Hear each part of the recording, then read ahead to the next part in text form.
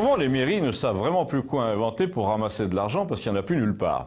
En tout cas, pas dans leur caisse. Et il n'y en a plus non seulement parce que la région et le Conseil général ont décidé de freiner sur les dépenses, mais parce que les communes ont souvent fait n'importe quoi pendant des années. Elles ont lancé des programmes d'investissement délirants et elles ont été gérées au fil des élections par des gens, des élus, des maires, des adjoints qui voulaient aussi, hélas, se faire plaisir à titre personnel. Alors vous allez me dire comment, vous les accusez de s'en être mis dans la poche? Non, non, pas du tout. Encore que d'après mon souvenir, c'est quand même arrivé une fois ou deux. Non, je veux dire qu'il existe une façon irréprochable de se comporter mal, et même parfois très mal avec de l'argent public, c'est d'aller le dépenser en achetant du matériel ou des services dont, certes, la mairie a besoin, mais en ne se refusant rien, en jouant les gros clients, les clients importants, en frimant avec l'argent des autres. Chez eux, sous leur toit, dans leur foyer, ces gens-là font attention, ils choisissent toujours le moins cher, et puis il y a leur conjoint qui y veille. Mais l'argent public, c'est tellement plaisant, on se refuse rien, on va plastronner chez Peugeot ou chez Renault pour aller acheter une camionnette ou deux, avec toutes les options évidemment. On traite le concessionnaire avec condescendance, on se donne l'illusion de n'avoir pas à radiner pour une fois. Malheureusement, 20 ou 30 ans après, l'heure des comptes est arrivée. Les témoignages que vous commencez à m'adresser par lettre désignent tous la même tendance. Les conseils municipaux essayent de rattraper de l'argent par tous les moyens en ce moment parce qu'ils n'en ont plus.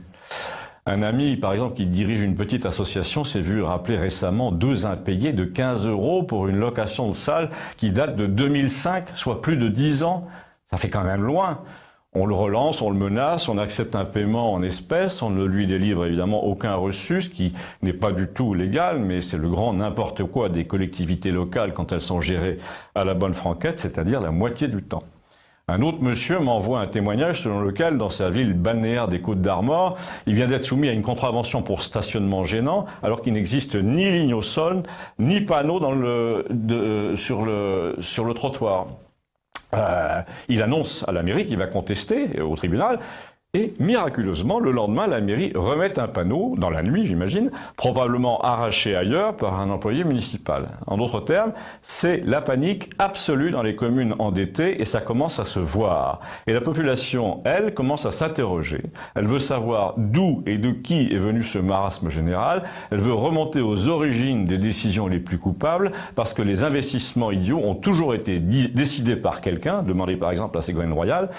En d'autres termes, cette fois, on aimerait que les élus qui ont fait n'importe quoi ne s'en tirent pas comme ça et que la mauvaise gestion manifeste devienne un délit.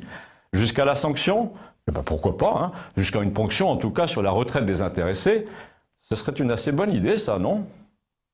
Ben, si vous trouvez que c'est une bonne idée, si vous souhaitez vous aussi renier la retraite de votre élu pour mauvais service rendu, écrivez-moi ici, merci.